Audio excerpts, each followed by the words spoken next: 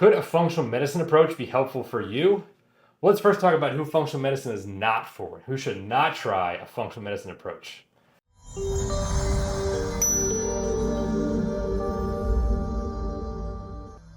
Okay, so first we gotta define what functional medicine even is.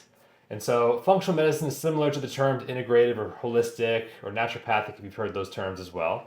Essentially, it's defined as identifying the root cause of disease, right? As opposed to conventional medicine, which is very concerned with symptoms and slapping a label on your forehead that really just describes the syndrome you have or the symptoms, but not what's causing it. Right? Think, have you ever had a doctor really give you a satisfying explanation of what's causing your symptoms? Me neither. Most people, that we see report the same. And so instead, using a functional approach, we're getting to the bottom of, okay, what's underlying this? Is it something in the nutrition that your body isn't liking? Is there a toxin creating issues and inflammation in your body that's leading to these symptoms? And so dealing with those things is how we're going to help you to resolve this long term so that you don't just have to take medications forever or even take a bunch of supplements for the rest of your life. Okay, so your body can heal itself. We just have to help it replace the foundations, replace anything that's missing, and remove the obstacles that are in the way. And so, as you can see and imagine by me already talking about this, the kind of person who's not going to do well with a functional medicine approach is a person who expects a quick fix. Because as you can see, this takes a bit of detective work, and it takes working together.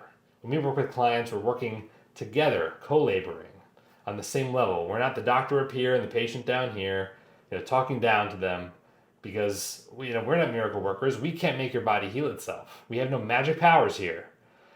Despite the ego of many doctors today, not all of them, to be fair, I know a lot of doctors, their hearts are in the right place. And so this takes time for us to dig in with you, to learn more about you, do very comprehensive labs, really, be able to pin down, okay, these are the areas that we see some weakness in, some gaps, some area for improvement that we can do something about. And oftentimes that involves supplements, but it also involves lifestyle changes. And so that's why I say, someone who is just willing to make, the simple change of taking a capsule every day, even if it's natural, sometimes that can make progress, but oftentimes it's not enough. It's not enough to address the root causes of disease. And so someone who just isn't willing to put the work in or expects a quick fix, that's a person who's probably not going to do too well with functional medicine. Okay, the other side of it is, taking a functional medicine approach is really good at helping chronic issues, chronic diseases, right? Versus acute issues. If you have a quick cold or it's doing too much mucus production or your blood pressure is emergently high, then you can just take a medication, right? Just get the symptoms under control for the short term and you bounce right back. Totally fine, right? We're full supporters of using conventional medicine where it's warranted.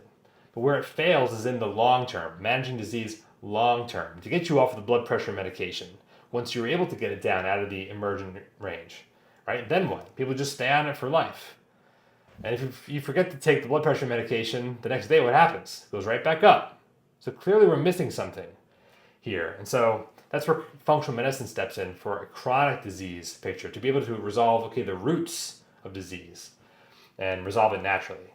And so at the same time now, sometimes we can put our best effort in and things don't go as planned. And, especially a person who's in real dire straits, the disease can continue to progress. And so I'll tell you the story here. This just happened today, actually. And so we have a woman we're working with really severe gut issues. And she got out of the hospital. She had a abdominal surgery where they had to remove part of her colon. She was having some really serious issues. And so we did some testing afterward because she had spent a few weeks recovering from the hospital, feeling better, but wanting to really do everything she could to heal at her best, the best pace. And so we did some testing. We started working with her, making changes. She's really hardworking, super committed to the process. We just weren't seeing progress, right? And so we continued to reevaluate. And this is common, right? We see obstacles like this all the time. And oftentimes we're able to pivot and overcome, and improve results over time. We're not miracle workers at the same time. And so sometimes things do continue to slowly decline. And that was the case for this woman. And so she got to the point that, we did some more blood testing and found that she really needed some more serious help. And so we encouraged her to go for inpatient care. And let's pause our care here. This has become too emergent, and we gotta take a different approach. Now, I'm not saying that it was a bad move for us to start working with her, because at the time things weren't so bad, but things have continued to progress, and we got to know where to draw the line. And um, if you're someone who's really having some serious health condition, like maybe it's your blood pressure that's emergently high, or maybe you've had diabetes for years that's progressed to the point that you have kidney failure. Okay, things like that. We got to address the root and get kidney dialysis first, and manage the serious condition. Don't go right to a functional medicine approach first. We got to manage your symptoms appropriately, and once you're stable, then we can bring in more functional approaches to help fill the gaps in and help your body to heal itself. Okay, so if neither of those situations apply to you, if you are someone who's willing to put the work in, if your health is important to you, and you are willing to make changes so that you can feel good and live a life worth living without feeling held back, then a functional medicine approach might be right for you. At the same time, if you're someone who isn't in an extremely serious health condition, severely deteriorating health condition, then functional medicine can help you. And it's a smart idea for nearly everybody. Okay, so hopefully this is helpful. Leave some comments below if this stoked up any new thoughts for you.